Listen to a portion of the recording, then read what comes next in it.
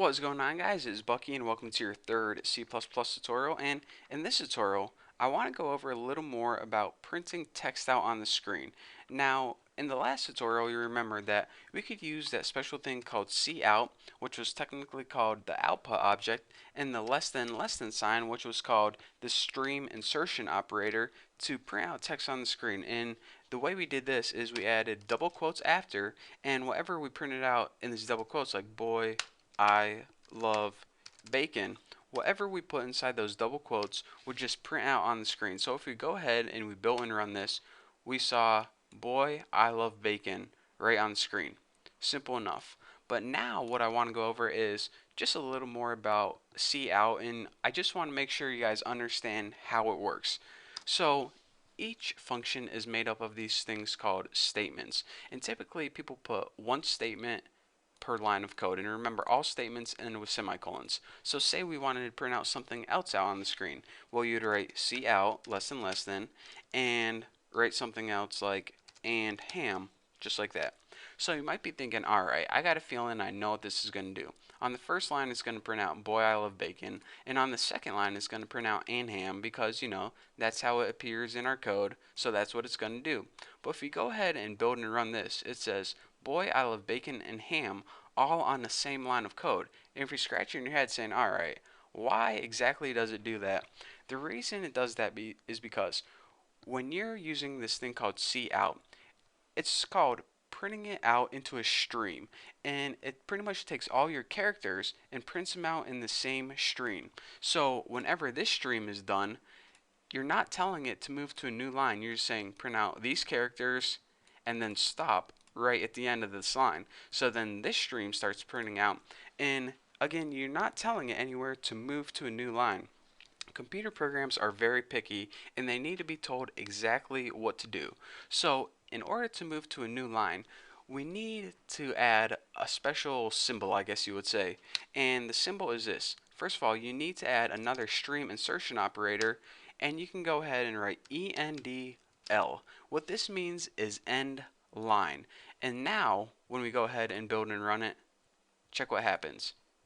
It runs boy I love bacon, and then it runs end line. And before, your stream insertion operator would be right here, but now since you said end line, it go ahead and it ends this line and it moves it to a next line. So basically all you have to remember is anytime you want to move to a new line, use the character end L, which is code word for end line.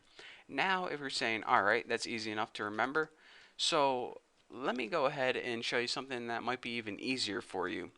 Inside your quotation marks, if you go ahead and add \n, this is basically the same as adding a new line.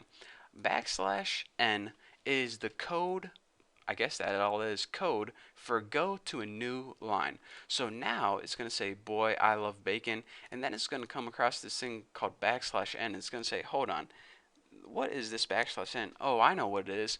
It's the symbol to move to a new line. So this is basically just an alternative way to move to new lines. The only difference is when NL, you needed to add another insertion operator and then write NL right there.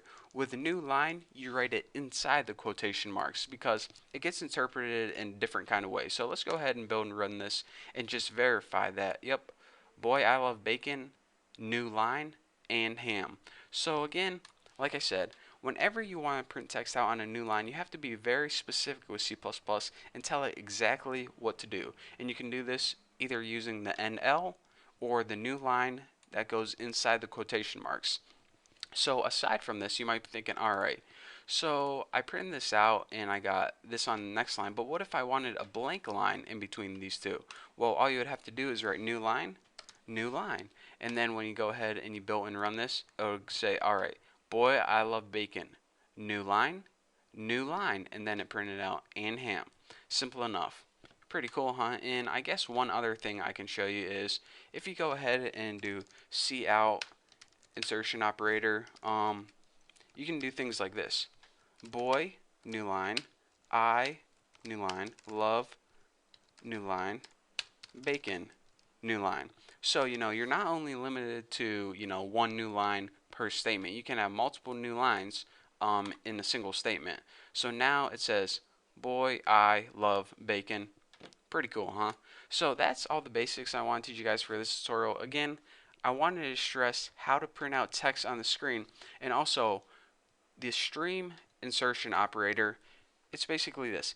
Each stream insertion resumes it's printing out wherever the previous one stopped. So if you want to move it to a new line, you need to use one of these new line symbols, either NL or new line. So that's all I have for you guys in this tutorial. Now you should be a pro at printing text out on the screen. So, we're not ready to bundle up this program and sell it to Microsoft yet, but hey, it's a start. So thank you guys for watching. If you have any questions, go to my website, thenewboston.com, and ask me on my forum. So thank you guys for watching, and I guess I'll see you in the next video.